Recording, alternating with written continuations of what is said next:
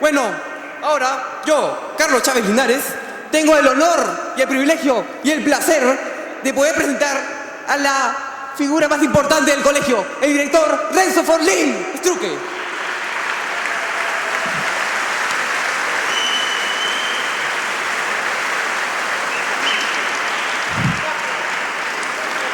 Muy buenas noches, padres de familia. Ya con esta presentación no sé qué voy a hacer ahora, si voy a tener que cantar una canción, bailar o algo. Yo estoy muy agradecido con ustedes porque el motivo de esta conferencia es justamente lo que los trae acá. Ustedes quieren que sus hijos sean mejores y la demostración de eso es que han sido capaces de cruzar las infernales calles de Lima. A la salida, el profesor William Zamaya, director de estudios, reconociendo el valor que han tenido ustedes el día de hoy, les va a dar un título de maestría, de tal manera que van a poder ir a las calles de Calcuta para poder obtener el doctorado el próximo año. Muchas gracias por su presencia. Esta charla tiene una idea central que parte de la tranquilidad con la cual nuestros padres, probablemente por generación, nos educaron. Todos hemos nacido más o menos, yo soy de la generación hippie, los años 70, años 80, y si bien era una generación contestataria, una generación tremendamente liberal que rompía con el pasado, cada uno de nosotros puede recordar que dentro de esa ruptura rompíamos contra unas normas que existían en casa. Estaban. Las rompíamos, pero las normas estaban ahí. Ahí estaban los papás desconcertados, ahí estaban los abuelos probablemente, y a pesar de toda esa sustancia en movimiento, siempre había ese respaldo de una sociedad todavía estructurada. Y esa sociedad estructurada, de la cual nosotros hemos gozado, nos ha dado a nosotros un camino, un norte, una seguridad. Todavía en aquellos años, la educación se caracterizaba por buscar dar valor. Por eso, hasta no hace mucho, se buscaba a los colegios por los valores que daba. Estaba muy de moda en aquellos años, en los 80, ¿no? La formación integral. Y los colegios que ofrecían formación integral eran colegios modernos. Era una educación que buscaba ciudadanos éticos en una sociedad estructuralmente ética. Basta ver la página policial de un diario de los años 70, inicio de los 80, porque después teníamos el fenómeno del terrorismo, para comprender que ha cambiado mucho la circunstancia social. Ha cambiado mucho el sabor ético. No existían los Odebrecht de miles de millones de dólares. Probablemente también la coima ha sido algo presente desde mucho tiempo, pero no en la magnitud que hay hoy, en la magnitud que la ética laica que nos ofrece la sociedad contemporánea está causando en la sociedad. Había una preocupación por lo estético. Si bien ya con la civilización hippie comenzaban los colores, la diversidad, en la música atonal, el gusto por lo extraño, etc., todavía había una fuerte base de apreciación estética. Hoy creo que es bien difícil hablar de estética en el mundo. Ayer leía el artículo de una sueca, especialista en educación, Ingrid Invist, nombre así medio impronunciable, y esta señora decía el grave problema que tiene la sociedad europea. Dice, la sociedad europea, sociedad humanista, sociedad culta, sociedad de gran vocabulario, y hoy hay una carencia de vocabulario en las personas. Dice, no se puede ofrecer a los alumnos de una universidad textos con vocabulario medianamente complicado, medianamente técnico. ¿Cuál es el motivo? Simple y llanamente se han perdido valores estéticos, valores culturales, valores intelectuales, y la sociedad se está enrasando. Y todo se hace más difícil. El valor central en aquella época eran mis deberes. Tanto así que las tareas, ¿cómo se llamaban las tareas? ¿Cómo se llamaban? Los deberes. Hijito, ¿has cumplido los deberes? Sí, mamá. Cuentazo chino, pero ahí está. Habíamos cumplido con los deberes. Una sociedad basada en los deberes. Todos teníamos deberes. No era una sociedad que estábamos pensando en nuestros derechos. Ya se hablaba, pero todavía existía la estructura de la obligación, del deber hacer. ¿Qué pasa en esta sociedad contemporánea? Esta sociedad contemporánea se ha vuelto más sentimentalista, se ha vuelto más en la piel, todo está en la sensación de la piel. La comunicación es una comunicación rápida, es una comunicación por Facebook, es una comunicación por WhatsApp, de algunas pocas palabras. Se ha perdido la mesura, se han perdido los límites y entonces todo comienza a desorganizarse. Antiguamente en las diferentes escalas sociales imperaba un orden. No creo que en aquella época ustedes podrían decir, este es el cuarto de mi hijo. Era una sociedad más ordenada. De repente hoy día sí, hay familias en las cuales el cuarto del hijo se presenta en esa realidad. Todas estas normas le daban una gran seguridad al niño que fuimos nosotros. Nos sentíamos seguros en casa. Y es más, no solamente nos sentíamos seguros, sino los de mi generación podíamos salir libremente. Los de la generación del 80 no, porque la generación del 80 tuvo el tema del terrorismo. Pero yo creo que incluso hasta en esa época se salía más de lo que hoy se puede salir. Una sociedad con normas es una sociedad que da seguridad. Una familia que tiene normas es una familia que tiene seguridad. Y tenemos lo siguiente, se pasa esto demasiado rápido. ¿Cuál es la situación actual? La situación actual, el mal actual. ¿Cuál es el mal actual de la sociedad contemporánea? Hay muchos males. ¿Quién me puede decir uno? ¿Alguien me puede decir uno por ahí? ¿Un mal de la sociedad contemporánea? El marketing lo explota muchísimo. Se llama Forever 21.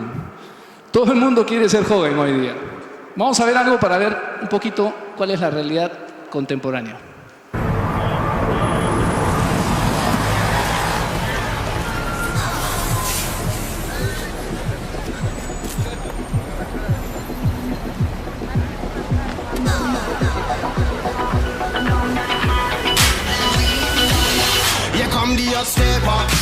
I'm the lyrical gangster. Big up the crew in the area. Still love you like that. No, we don't die. Yes, we multiply. Anyone press me here, the fire they sing. Act like you know we go. I know what both don't know. Let's them up and go. Oh, here come the upstepper. I'm the lyrical gangster. Big up the crew in the area. Still love you like that. Here come the upstepper. I'm the lyrical gangster. Excuse me, Mr. Officer.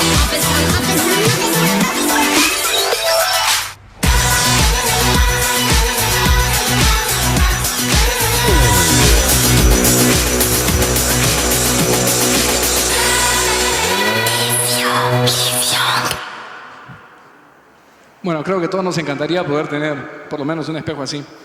Bueno, ¿cuál es el valor académico que busca la sociedad contemporánea? Un reduccionismo. Ya no se buscan esos grandes valores éticos, estéticos, intelectuales. Ahora lo que se busca es como las chapitas de los generales, lo que se busca es tener un montón de chapitas aquí. Y esas chapitas se llaman resultados académicos. La desesperación por los buenos resultados académicos de los niños. De tal manera que si no los trae, si no llevan los resultados académicos, hay crisis familiar. Y hay un estrés muy grande en el hijo con esos resultados académicos. Hay una búsqueda de la universidad a la que va a ingresar, las habilidades que tiene, si sabe karate, kung fu, si habla 5 idiomas más, si baila, si danza. Es decir, los chicos son una especie de repositorio donde hay que poner muchas cosas para que sean felices. Y eso no es así. Eso no produce la felicidad. Lo que los chicos están buscando es algo fundamental, una brújula, un norte hacia donde poder caminar. Y ese norte lo da algo que se llaman límites, lo da algo que se llama la mesura. ¿Cuál es el valor central hoy día? Mis derechos. Es una sociedad que solamente reclama derechos. Lamentablemente, los derechos siempre se ven desde la perspectiva egoísta, mientras que los deberes suponía pensar en el prójimo. Hoy día leía una editorialista peruana, hoy día no, sino hace un año más o menos, que hablaba de por qué había que pensar en el prójimo, en uno de los principales diarios del país. Si comenzamos cuestionando la existencia del prójimo, es porque precisamente nosotros hemos perdido el sentido del deber. Y lo que estamos pensando es egoístamente, simplemente en reclamar derechos. Y entonces los chiquitos hoy reclaman derechos. Derechos ante los padres, derechos a no sé qué, papá, yo te puedo denunciar porque si no sé qué, no sé cuántos. Cosas que hace un tiempo, bueno, no lo podía pensar. Al final, ¿qué es lo que se está buscando? Se está buscando que el alumno sea el tiburón de la clase. Por eso hemos puesto ahí al popular tiburoncito de la película Nemo, ¿no? Que se coma todo, como sea, no importa cómo, pero tiene que llegar a comérselo. Entonces, esa educación contemporánea es una educación muy light, muy de resultados de corto plazo, muy de sentimentalismos, muy relativista. Todo es relativo. Hoy ya se habla muchísimo de relativismo. La gente no quiere tener una estructura sobre la cual sostener sus ideas. Y como no las puede sostener, entonces Ángel Castilla. Vale absolutamente todo.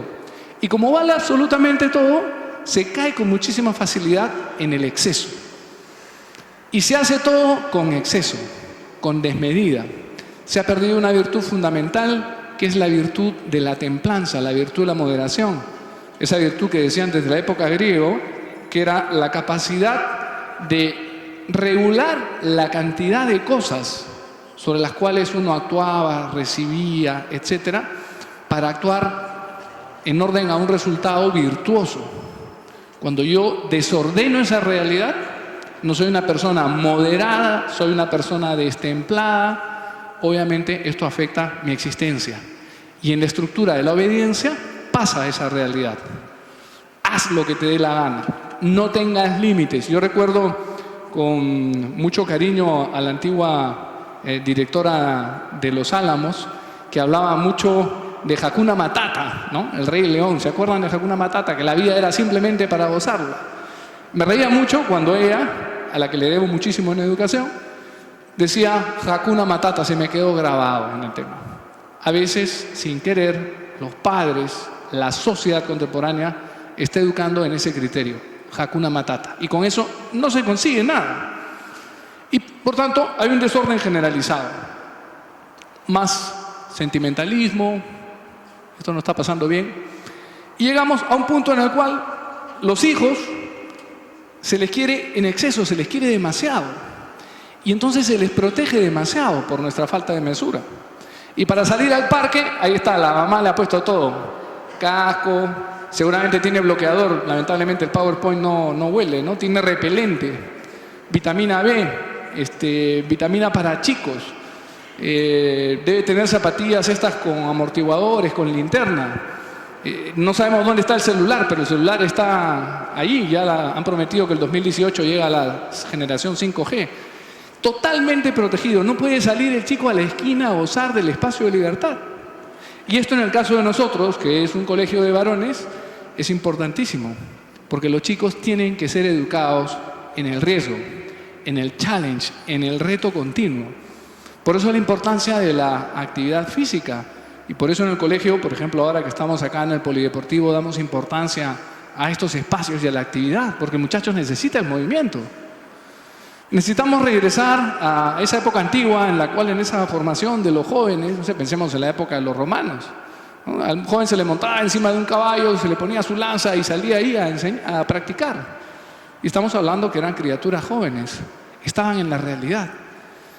Los chicos se sentaban en la mesa de los adultos a querer ser adultos, a participar de la mesa de los adultos. Hoy, ¿qué hace un chico cuando se sienta a la mesa? ¿Qué hace? ¿Qué? Así, ¿no es cierto?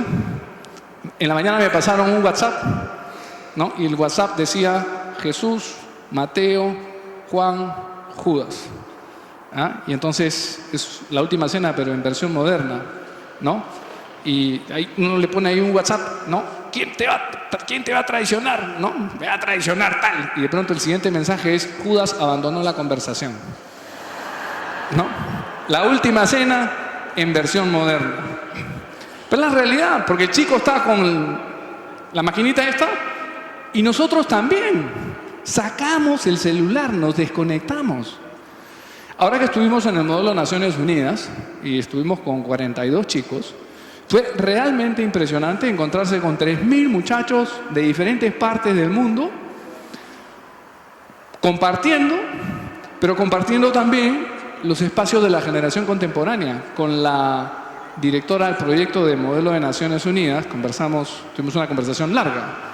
Y justo uno de los tópicos que decíamos es: mira, esta actividad hace unos años, cuando venía el receso, la gente salía y conversaba. Idioma común, el inglés. Y podías hablar con chinos, con hindúes, japoneses, filipinos, suecos, con quien quieras.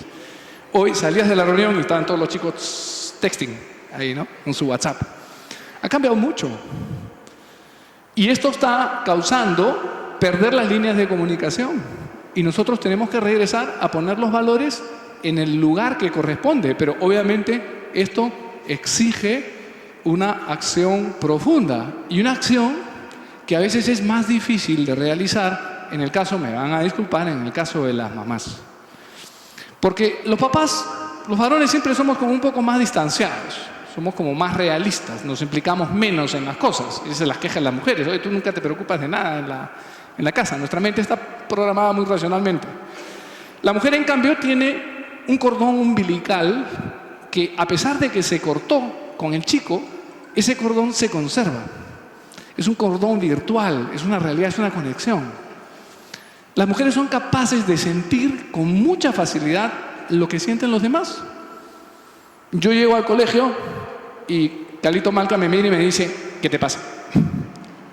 Nada, Calito, nada. No. Y luego le pregunto: oye, la verdad es que sí me pasaba. ¿Cómo sabes que me pasa? Y que se te ve en la cara. Oye, yo me miraba al espejo en la mañana y la verdad es que no me pasa nada, ¿no? Estoy medio resfriado, estoy no sé qué. La mujer tiene esa capacidad.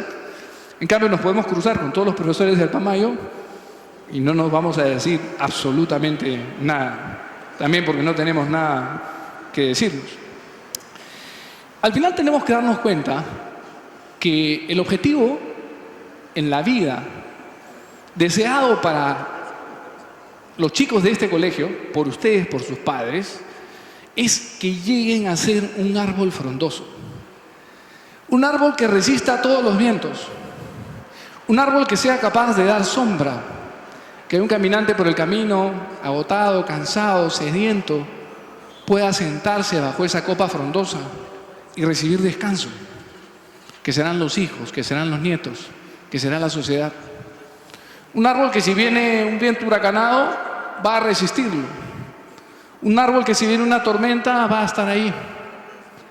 Un árbol que es bello para verlo de lejos.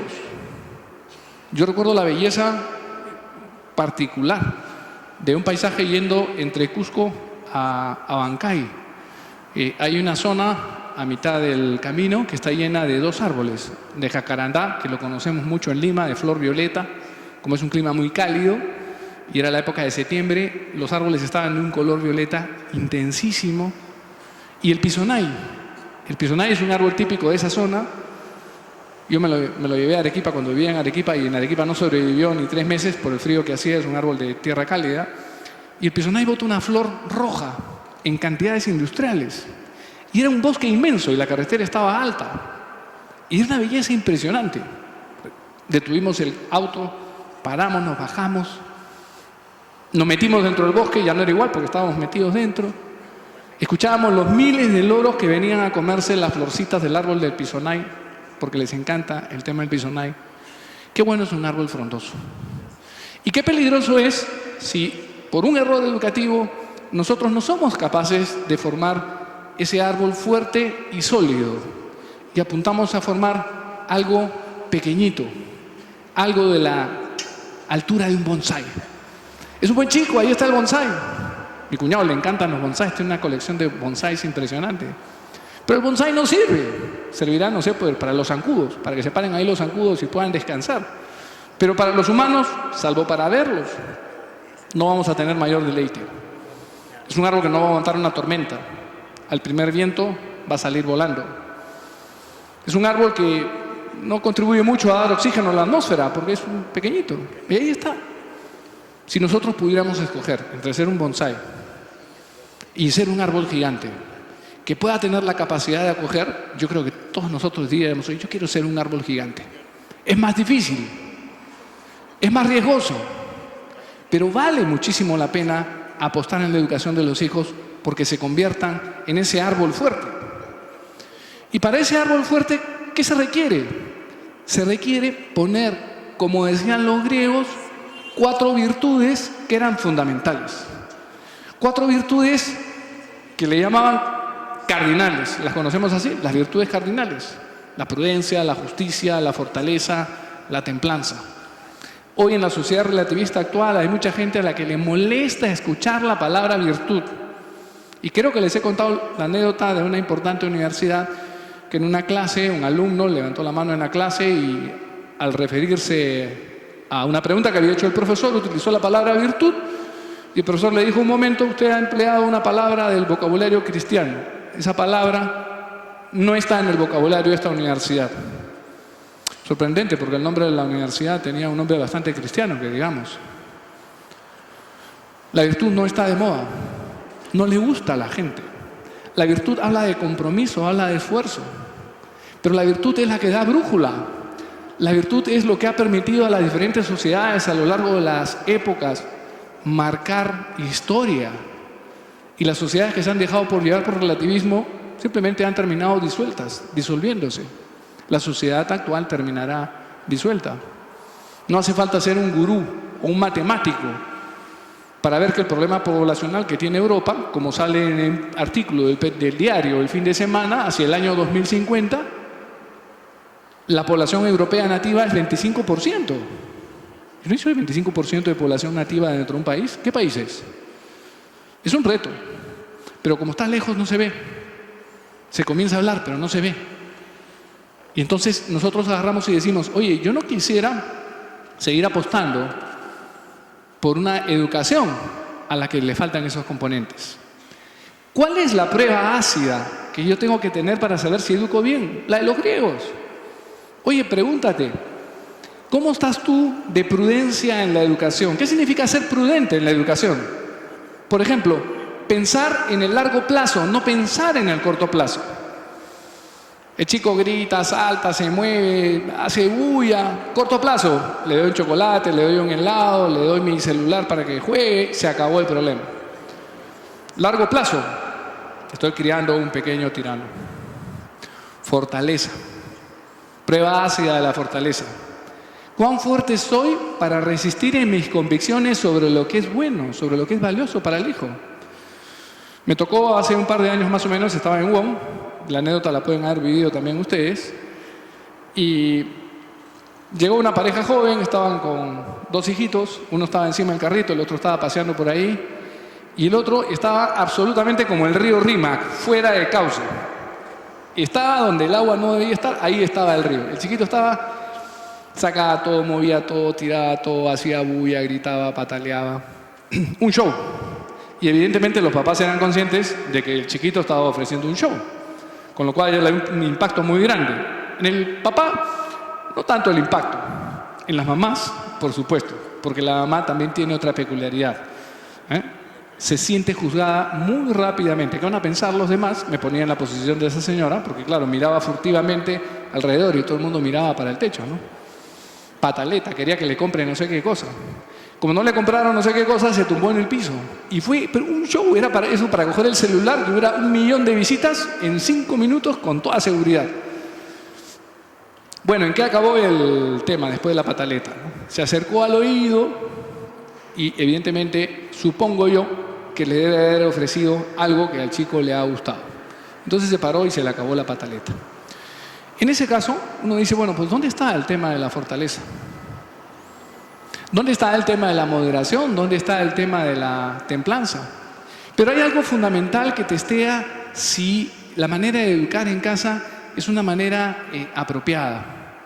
Y es la reciprocidad. Ustedes, padres de familia, les han dado a sus hijos todo.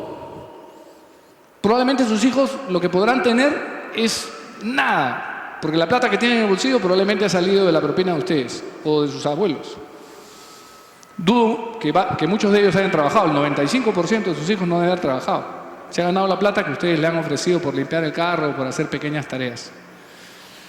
Entonces, la virtud de la justicia exige reciprocidad. Ese chico que ha recibido tanto tiene la obligación de devolver a la familia lo que los padres y los hermanos, si los hay, le han sabido ofrecer. Esto es fundamental, por eso está subrayado acá.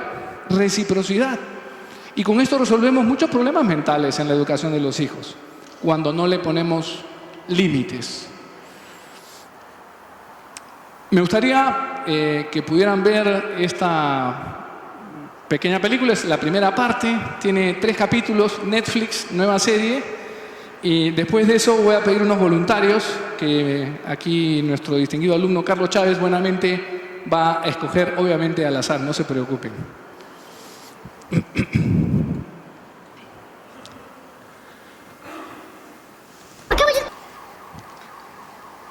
Bueno, me gustaría que un minuto pudieran conversar entre ustedes y pudieran pensar si existe acá un problema y qué es lo que va a pasar. Entonces, pueden conversar por favor entre ustedes y un par de minutos y vamos a pedir acá unos voluntarios para poder salir acá al escenario. Entonces, voy a pedir aquí a mi colaborador Carlos que busque 2 voluntarios para que pasen acá y puedan explicarnos cuáles son los problemas o ponerse en la posición de cada uno de ellos y llegar a una sabia solución. Por favor, Carlos.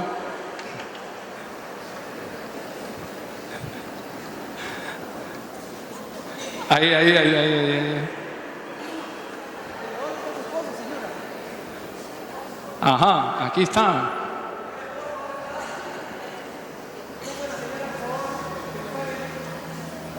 El sexo fuerte necesita poner un voluntario. ¿Dónde está el esposo? Llamando. ¿Cómo se llama su esposo? Arnaldo. Arnaldo, señor Arnaldo, por favor, repórtese. Y entonces nos encantaría que pudieras compartir la perspectiva. ¿Existe un problema? ¿Qué pasará en el futuro? Una buena pregunta. Sí, bueno, en realidad el niño le están dando todo lo que él quiere y no lo están educando, no le están creando límites, no están haciendo que él tenga la fortaleza para poder aguantar un no. ¿Qué pasará en el futuro? Que ese niño va a ser un niño caprichoso, egoísta y que solamente va a pensar en él mismo, ¿no? Y en sus intereses. ¿Estamos de acuerdo con esa predicción así de futuro? Un aplauso. Gracias.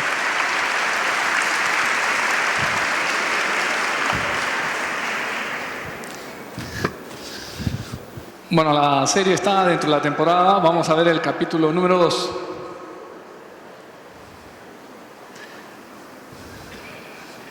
Cualquier parecido con la realidad es pura coincidencia.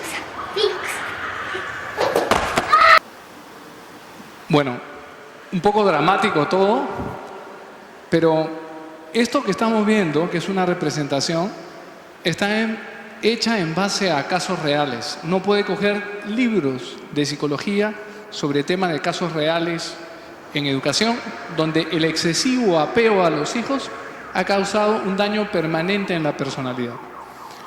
Por faltar la virtud de la fortaleza, por no querer ser exigentes, por no querer exigir en reciprocidad, al final la factura que se tiene que pagar es altísima. Y el calvario que se pasa dentro de una familia es tremendamente alto. Hay un personaje en psicología, para los que les gusta la psicología, que es muy conocido. Se llama John Bowlby. A ver si esto funciona. John Bowlby es un psicólogo que hacia inicios de los años 50 del siglo pasado crea una teoría, y la teoría se llama la teoría del apego. tiene una base psicoanalista. Piensa que toda persona cuando nace, también los animales superiores, necesita una figura con la cual se vincula fuertemente y es como su fuente de referencia. Es una figura fundamental, es un apego fundamental. Todas las personas necesitan establecer lazos fuertes. Pero en los primeros años de la vida de una persona esta necesidad no solamente es fuerte, es existencial. Su vida depende del lazo que establezca con lo que él llama el caregiver. Y ese caregiver fundamental en esos primeros años es la mamá. De los 0 a los 12 años, la figura de la mamá es fundamental, sobre todo en los primeros años de la vida. 0, 2, 3, 4. El papá luego comienza a entrar mucho más fuertemente. Pero hay una figura que es la figura fundamental. Y entonces este señor John Bowlby tiene una discípula que se llama Mary Ann Ainsworth. Ella trabajó en los años 70 una tipología, comenzó a estudiar y a decir, bueno, con la teoría del apego que tiene John, voy a estudiar qué modelos de personas y de familias se estructuran en base a los diferentes tipos de apego.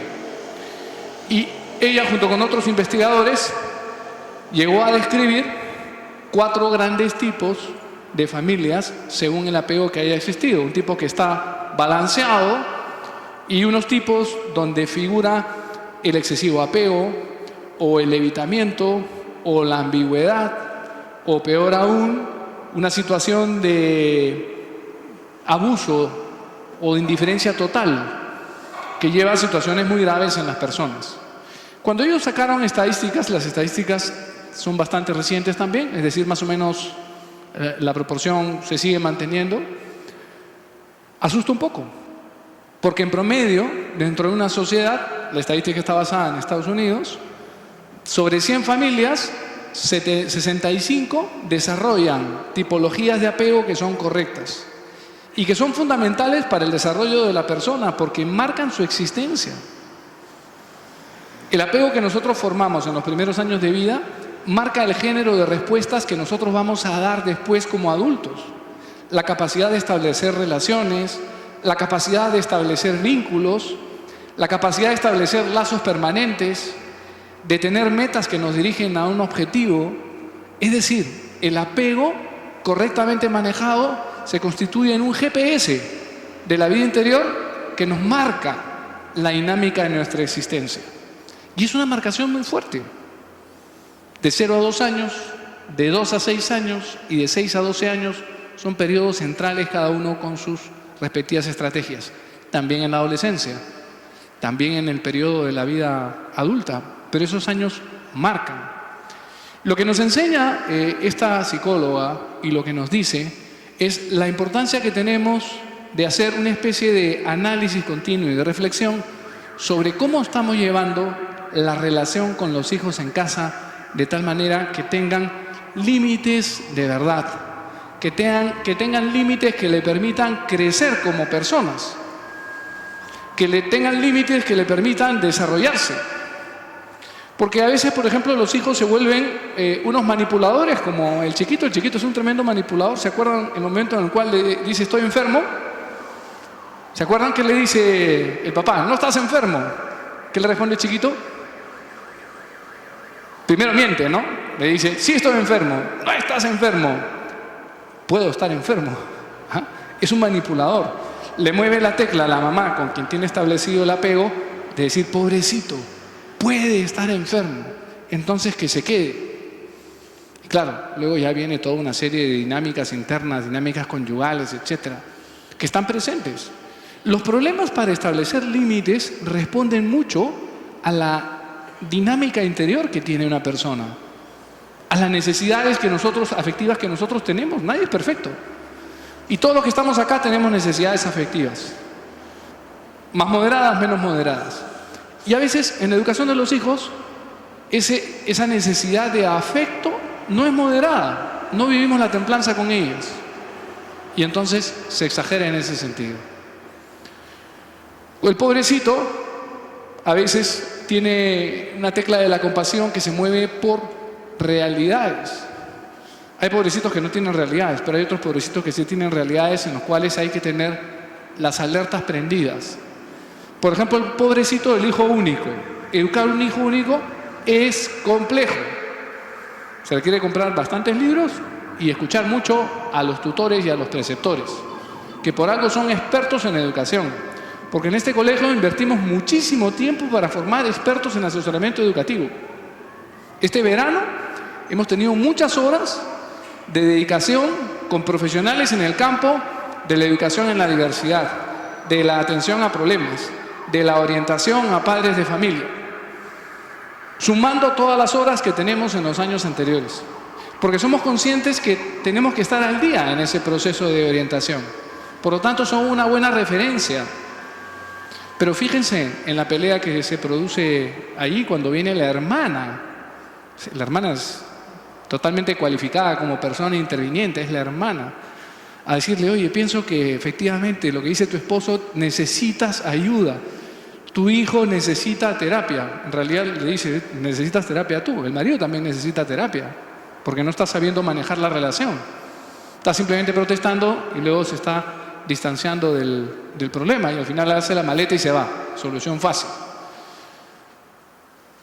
¿Qué pasaría si en vez de haber sido la hermana, la señora va al colegio y el profesor le dice: su hijo necesita terapia? ¿Qué pasa en el siglo XXI, año 2017? Denuncia al Ministerio de Educación, las Naciones Unidas, la FAO, la OMS y 50 denuncias, ¿no? Están haciendo bullying a mi hijo. ¿Cómo es posible que los profesores crean estas cosas? Los profesores somos expertos. Es bueno que nos escuchen. Es bueno que nos hagan caso. Es bueno que, vamos a decirlo, de repente la palabra no gusta mucho, que puedan ser un poco dóciles a las indicaciones que nosotros damos. Porque estamos acostumbrados a educar. Tenemos una probabilidad de educarnos, como todos tenemos una probabilidad de educarnos. Pero también hay muchas personas intervinientes que podemos darnos cuenta en algún momento de que tenemos que rectificar. Pero lo normal es que no. Lo normal es que es una voz que hay que saber escuchar. Entonces, estas susceptibilidades hay que tenerlas en cuenta.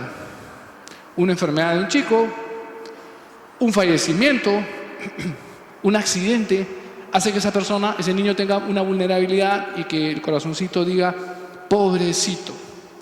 Y de ahí, pobrecito, llegamos a considerar que el niño es una personalidad defectuosa, fallida, que tiene una grave dificultad, y le ponemos una etiqueta. Y entonces lo protegemos. Cuando en realidad, en todas las circunstancias, lo que necesitamos es, sobre todo en estos casos, educar en la fortaleza. Porque no está, por ejemplo, en el caso del fallecimiento, no está o la figura paterna o la figura materna o la figura paterna y materna, y están los abuelos. Y entonces, ¿qué necesita ese niño? Fortaleza al cubo. No necesita doble dosis de papá, ni necesita doble dosis de mamá. Necesita la dosis del cónyuge que está. En el caso de alguien que haya fallecido, que no esté presente, o que esté separado, divorciado, o está de viaje en el extranjero, porque lo mandaron a una misión en el África, trabaja en las Fuerzas Armadas y lo mandaron a una misión al África y va a desaparecer durante 1 año o durante 2 años. Y solamente va a hablar por teléfono. Punto. ¿Ve? Entonces, no ceder, así como este virus de pobrecito, hay muchos otros virus en el campo educativo.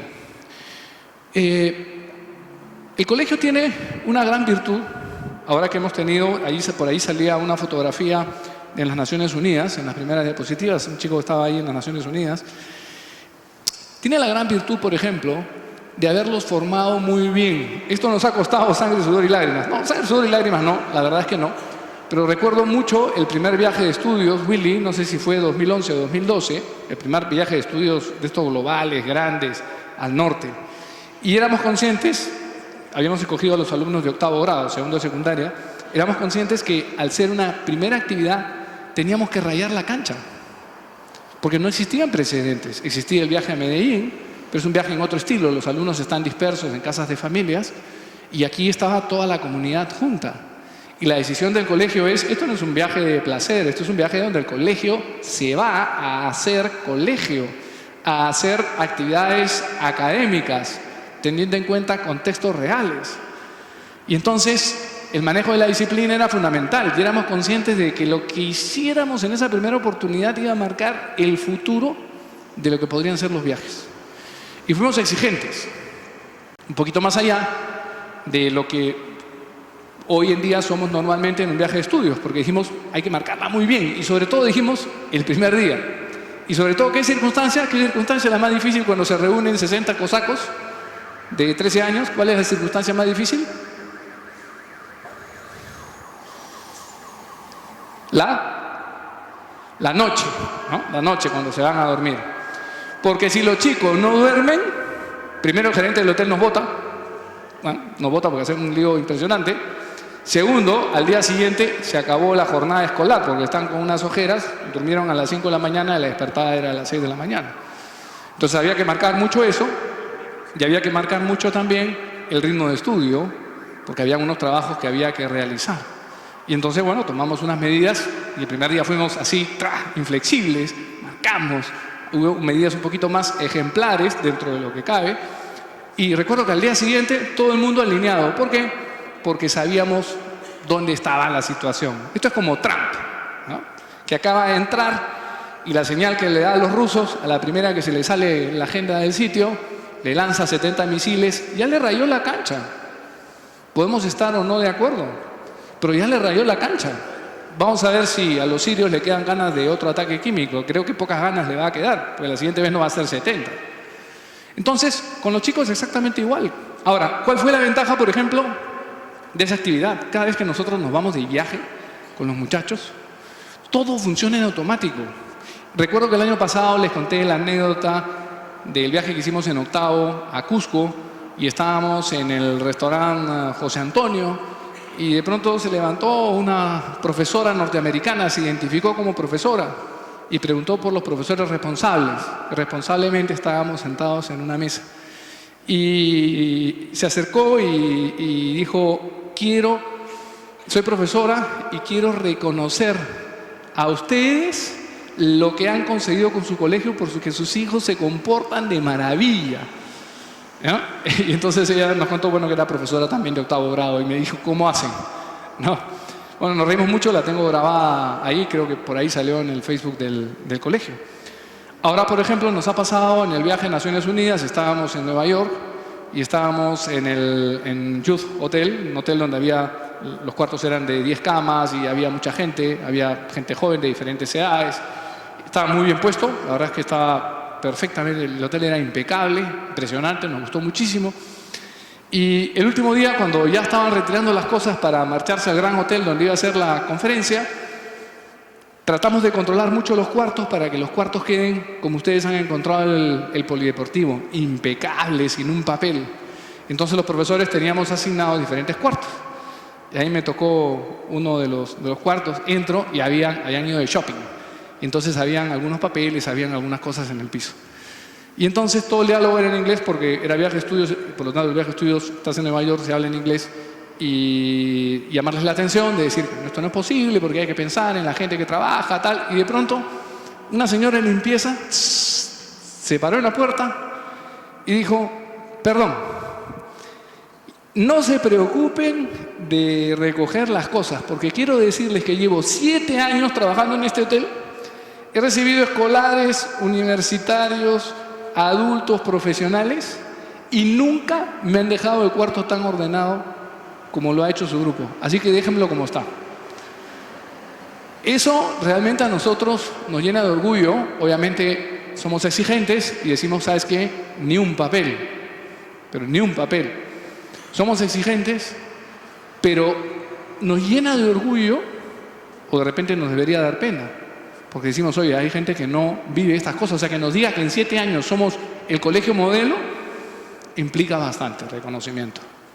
Eso es gracias a que nosotros nos esforzamos por rayarle la cancha a los chicos, por ser exigentes, por tener pequeñas anécdotas duras que se tienen con ellos. Anécdotas que, como son las anécdotas de los chicos, tienes la anécdota dura, te pone la cara verde, se tumba al piso, llora, sigues de largo y a los 15 minutos se le pasó el tema, porque sabe que contigo no hay juego. Hay otro virus muy peligroso Hoy día, el virus de eso parece un trabalenguas, la indiferenciación. O sea, la tendencia de la sociedad contemporánea de no querer diferenciarse. Tendencia que el mundo latino la tiene muchísimo más fuerte. Por latino incluso los de lenguas latinas. Me refiero a Francia, me refiero a Italia, me refiero a España. Pero en general todo el mundo occidental. No se quieren las diferencias. Se quiere matar las diferencias entre adulto y niño. Los niños que vean películas de adultos no hay ningún problema. Y la mente de un niño no está preparada para comprender, ni desde el punto de vista conceptual, ni desde el punto de vista del input que está recibiendo. Porque le falta mucha estructura mental, le falta mucha formación moral como para poder juzgar los acontecimientos en profundidad. Y eso toma muchísimos años. Pasa con el tema del alcohol. Gente que viene del extranjero me comenta, educadores, sobre todo educadores, me comenta que qué pasa en la sociedad peruana.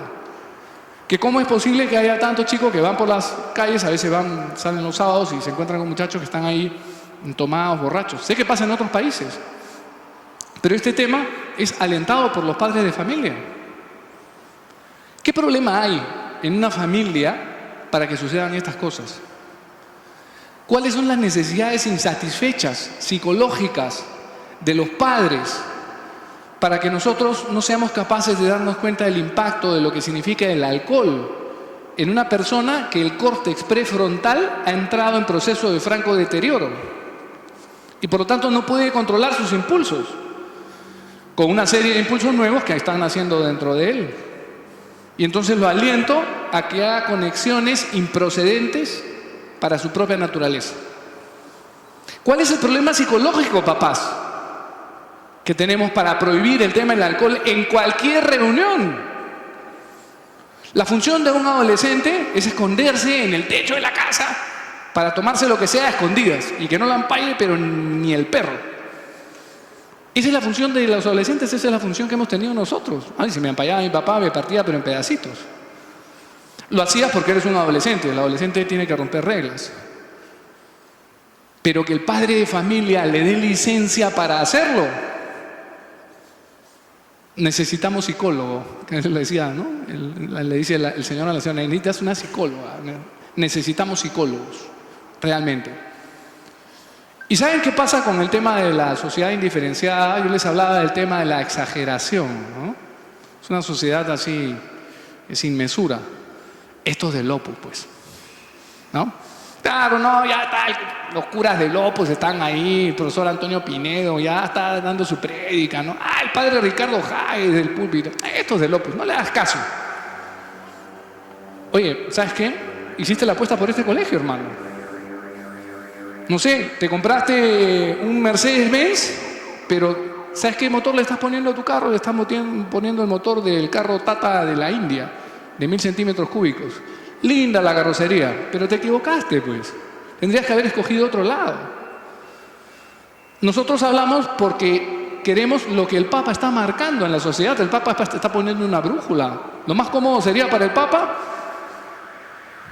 irse, no sé, a la piscina, que ya está de moda, irse a la piscina en horario laboral, ¿no? ¿Ah? Se va a la piscina, pues ahí del Vaticano, el Papa, ¿no? Que el mundo sigue en problemas, ¿no? Si quieren, total, que ellos se condenan, yo me voy al cielo. Y el Papa se casa con los problemas. Nosotros nos casamos con los problemas. Padres de familia, tienen que hacernos caso. Alcohol, no. Es que van a pensar, pobrecito, virus de la mamá. Es que, el papá también, es que van a pensar que soy retrógrado. ¿Y de cuándo aquí la felicidad y la educación de tus hijos depende del pensamiento de los demás? Por favor, seamos coherentes con ese tema. En el tema de la diferenciación entre hombre y mujer, ¿no? Ya no hay diferencia entre hombre y mujer, se quiere una especie de continuo. Es más, un metacontinuo. Se van a acabar las letras del abecedario para nombrar todas las situaciones y orientaciones sexuales que pueden haber en la existencia. Tendrán que haber 10, 15 baños, 20 tipos de baños. O ningún baño, pues mejor ponemos un arbolito y nos vamos al arbolito. Resuelto el problema. Y es más bien ecológica la solución.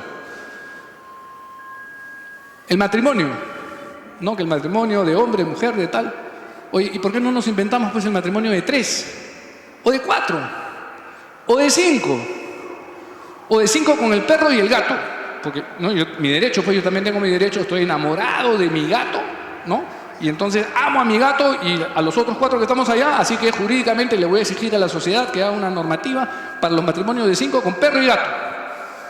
O de 100. Porque al perder toda brújula, hagamos todas las combinaciones posibles. Estado legisla en la Constitución, matrimonio de 100. ¿Cómo es? Régimen de herencia, régimen de coexistencia, régimen de no sé qué, régimen de vivienda, régimen de traslado, etc. La familia es una institución que desde que apareció Adán y Eva está presente aquí y ha sido estructurada de una determinada manera. Y las situaciones que se puedan dar en la vida son situaciones existenciales, que las respetamos, las queremos, las valoramos, las comprendemos porque todas las personas son dignas de respeto, sin excepción, sin excepción. Pero a la vez tiene que existir un respeto por lo que constituye la esencia de la sociedad, lo que hace caminar a la sociedad. Y en ese tema nosotros no podemos ceder y tenemos ideas claras. Cuando se habla de la ideología de género, hoy día hay que utilizar la palabra bien clara, es ideología. Y como es ideología, la única forma de defenderla es con un totalitarismo. Cualquier persona que piense lo contrario es tachada, marcada, expulsada, sacada de la radio, sacada de su programa, sacada de donde sea. La sacan, porque es una ideología. Porque como dice Ingvist, la educadora esta sueca, no tiene base científica. No hay base científica. Creo que nosotros cumplimos un papel en la sociedad, de repente hoy día en franca minoría, pero son las minorías las que cambian el mundo, no las masas. Y este colegio lo que busca es cambiar el mundo. Para eso estamos acá, si no, no haríamos nosotros la apuesta. Comenzamos con ese punto de partida, comenzamos con sus hijos, son chiquillos que están ahí en primer grado. Comienzan ustedes con toda la expectativa del colegio grande. Somos un colegio que aspira a grandes cosas. Hoy en la mañana tuvimos una conversación con un equipo de finlandeses que va a venir a trabajar acá, que además me dijeron que ya habían tomado contacto con el embajador de Finlandia, porque la mujer de uno de ellos es diplomática y entonces vienen a cumplir también una función y entonces dicen, bueno, vamos a hacer también el trato a través de la embajada. Invitaremos al embajador, tenemos un proyecto ambicioso con ellos, como todas las cosas que hacemos en Alpamayo, ambicioso, pero paso por paso, y vamos dando pasos hacia adelante. Tenemos otros proyectos ya más pequeños, digamos, de orden material. En el polideportivo, perdón, en el comedor, en el mes de mayo estamos poniendo techo acústico en el comedor para que sus chicos puedan comer con mayor tranquilidad, hagan menos bulla y salgan menos revolucionados del comedor. Y para poder aprovecharlo también, para poder tener reuniones de repente más pequeñas que esta y tener ahí un espacio donde podamos reunirnos con comodidad. Algunas veces lo hemos hecho. En fin, y otros cambios que también estamos dando. Papá, ese es el punto de partida, ese es el punto final. El momento de Esta no es la graduación en realidad. No hemos escogido una foto de la graduación. Este es el día, ya habían comenzado las universidades, habían comenzado las clases. Algunos alumnos habían obtenido su diploma de bachillerato internacional. No pudieron venir todos porque ya habían comenzado las clases. Entonces, bueno, los que pudieron venir les dijimos, tenemos una ceremonia pública y les entregamos ese diploma de la Organización de Bachillerato Internacional en reconocimiento al esfuerzo que habían tenido y a las notas que habían obtenido y que les sirve para los estudios universitarios. Desde el comienzo hasta el final, nosotros estamos aquí, contentos de tenerlo. Muchas gracias por venir. El profesor William Zamaya les va a entregar el diploma del máster pre-Calcuta de manejo en el tráfico de Lima. Le voy a pedir a los profesores que marchen a sus aulas para poder reunirnos allá. Muchísimas gracias.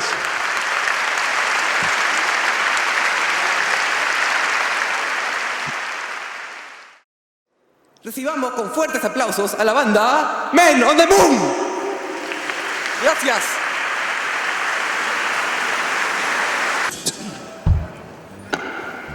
Good evening, Alpamayo. We are very happy to be here. We're happy that you are here. And we are Men on the Moon. And we got a song for you. It's called Learn to Fly.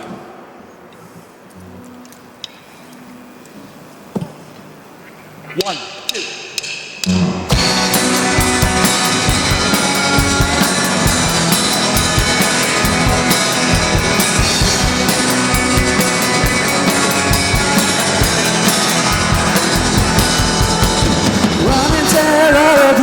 dangerous.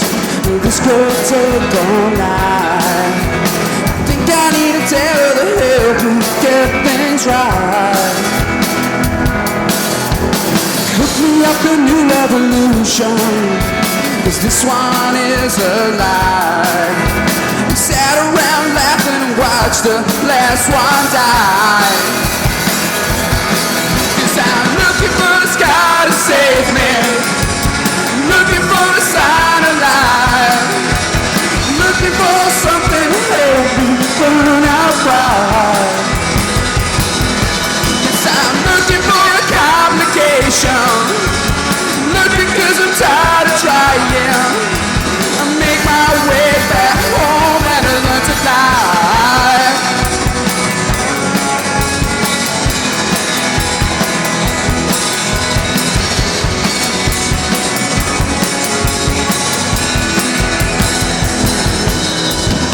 Sometimes missing the patience. I can wait one night. Give it all away if you give me one last try. We live happily ever trapped in you to save my life. Run and tell all of the angel things alright. 'Cause I'm looking for the sky to save me, looking 'cause I'm trying to lie, looking for something to help me burn out right. 'Cause I'm looking for a complication, looking 'cause I'm tired of trying.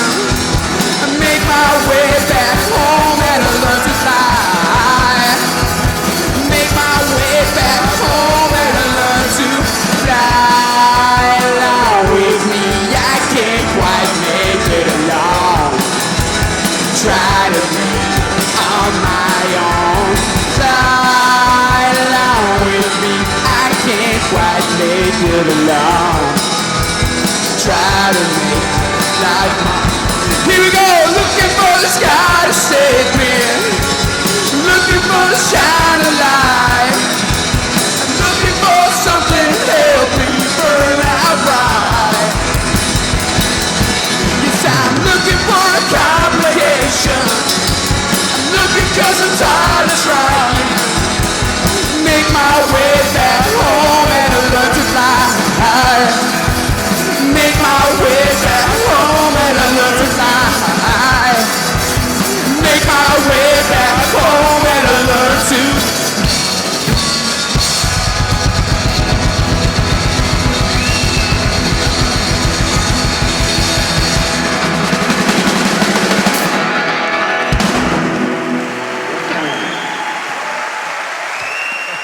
Gracias.